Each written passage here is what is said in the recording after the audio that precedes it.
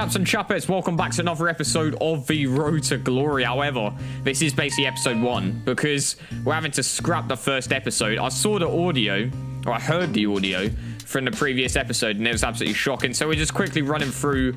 If you haven't already seen it, then, you know, this is going to be fresh content. But for the chaps that have already seen it, we're just running through the games again very quickly. And there's also some extra stuff on it, like opening up the squad battles rewards as well. So we're starting off with Pep Guardiola tactics. It's quite different to how it was in the previous, I think it was like 2 videos ago.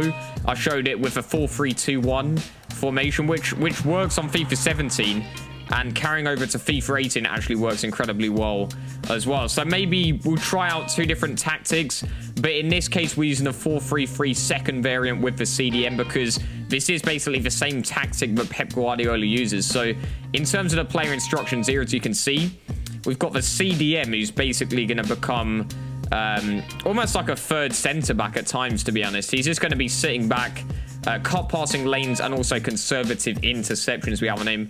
Obviously, you can see all of the player instructions on screen, of course, chaps. But the basic gist of it is that you're going to have your 2 centre mids adding to the attack while the CDM stays back. So you're basically going to overload 5 versus 4 and create what you call the half spaces, which is when your right wing and left wing occupy the opposing left back and right back, and then you create the spaces in between the centre backs with the centre mids. And that is really what works well, and especially seeing as I've learned a couple more sort of tactics and ways to sort of implement how they were playing real life into the game. Although it is obviously different to real life, we've been able to do like LBA passes, which would mimic how they would be able to sort of penetrate through the defense and all the rest of it. So it's going well at times, chaps. It really is. Like some of these games, we're just kind of using to get the momentum going in terms of the confidence of a team and all the rest of it, you might say. So we just changed the name. I think it was to the Jedi Order, you know, best in the biz. And then we're just kind of switching up the squad piece by piece. We weren't able to get the 1,000 coin boost, which is pretty shocking. And it means that we are going to sort of level up, if you will, just like at a much slower rate in terms of a squad and all the rest of it. So you think I think we're getting 200 coin boosts compared to 1,000 coin boosts every single game. That's going to mount up and make quite a lot of difference. So at the end of the day, we had to go for squad battles. There's a game mode I wouldn't usually do, to be honest, because it isn't much fun. It's a hell of a grind, but at the same time, we can use it to practice for sort of LBA passing and all the rest of it.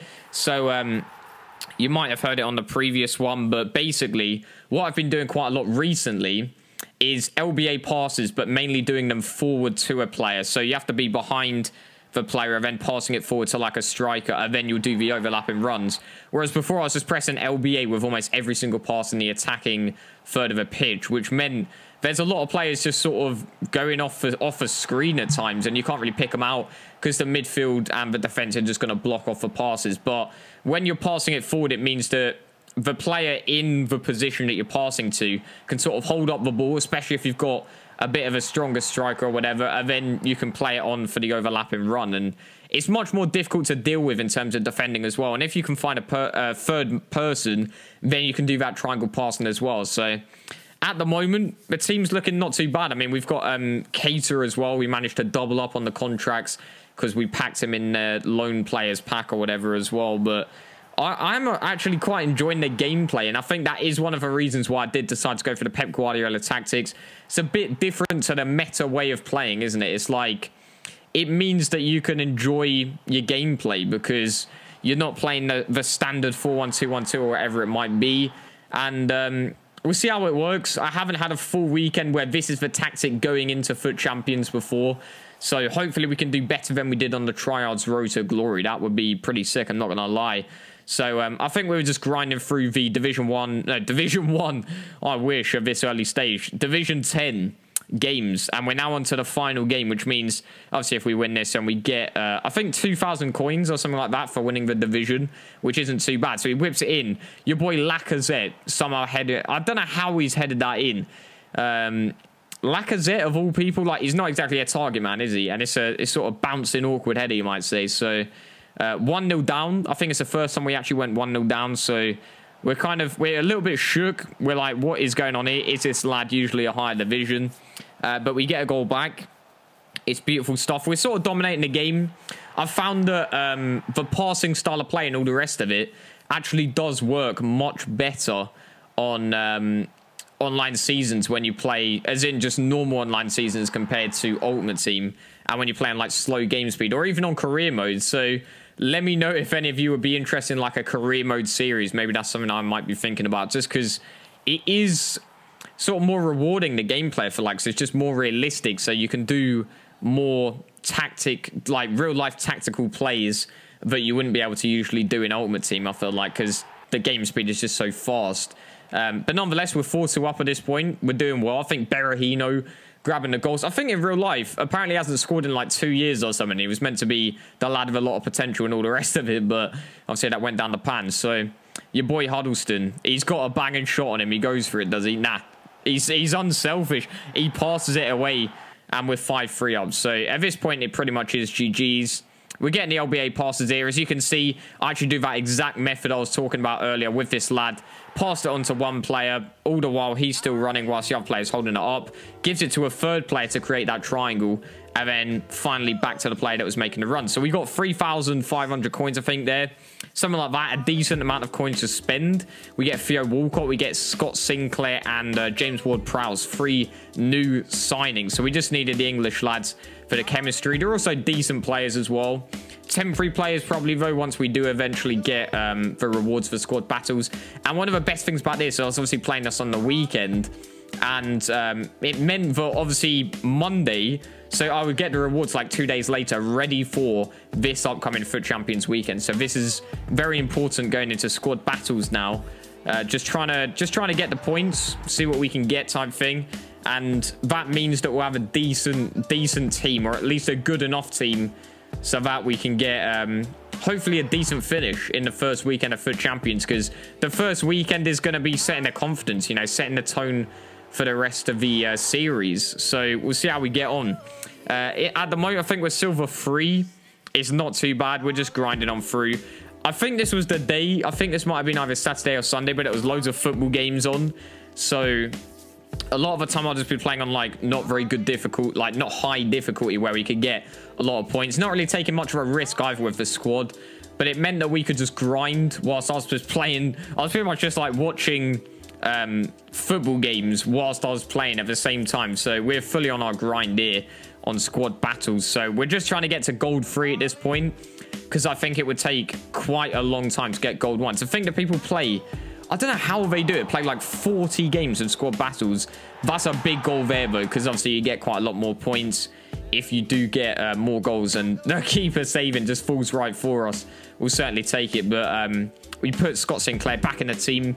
So this is literally the point where, yeah, there was a load of games on. I needed to rest up the players because I wasn't actually getting squad fitnesses or anything like that. I just put a full bronze team in, went on the lowest difficulty, and I was just fully grinding. It was so boring, and I don't think I'll be doing squad battles again anytime soon, but this is sort of a grind that we have to do. And I am obviously skipping through the replays. I can't be asked to show all of it, because at the end of the day, it is against beginner difficulty. So I doubt any of you are interested in seeing me just slap them up like 5-1 every game or whatever. But eventually we do make it to gold 3, which is decent enough. I think that is over 10,000 coins in terms of rewards. So, you know, we'll certainly take that. We will certainly take that. And I think pretty much, yeah, we buy Jack Wilshere, my guy, and then Andre Gray as well, which means that, you know, we've got a solid-ish team. Van Aanholt as well coming in. I think we had to replace the left back and right back because they were just temporary left back and right backs, silver lads. Bellerin as well, definitely do rate him. He's already got 95 pace. And we go full physical, full defending, I think, on the chem stars. So let's get into the packs, chaps and chapettes. We'll see what we got for the squad battles rewards. All right, chaps and chapettes, let's see what rewards we've actually got. I don't even know whether we finished in gold 3. I'd assume we did because we played enough games. Yeah, we did decent. So 12,000 coins, 2 jumbo premium gold packs. I don't think there's been more of a time where we really do need some decent rewards. That's the thing, chaps. We've literally got Foot Champions on the weekend. 14,000 coins sitting there, which isn't too bad. All right, chaps, here we go. First pack, Jumbo Premium Gold Pack. Come on, please. If there is some FIFA gods out, man, it's not even a rare. I mean, it is a rare, but it's not an 83+. That's a joke. Nah, players are shocking to see you, mate. Alright, so we're going to get rid of every single one of these chaps here. We might lose a bit of coins from it. Probably not too much. I think we just get rid of the rest of this. Put that to the club type thing. Alright, here we go. Come on. Can we get someone decent? That would actually be mad.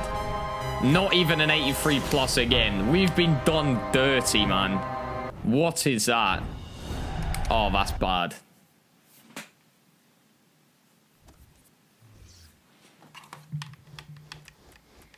And down the drain you go. So, I mean, to be fair, we've almost got 20,000 coins. We've got to build a squad. So I think we'll do that in the next episode. We're going to build a squad ready for Fut Champions. So thanks for watching, chaps and chapettes. And I'll see you on the next one. My.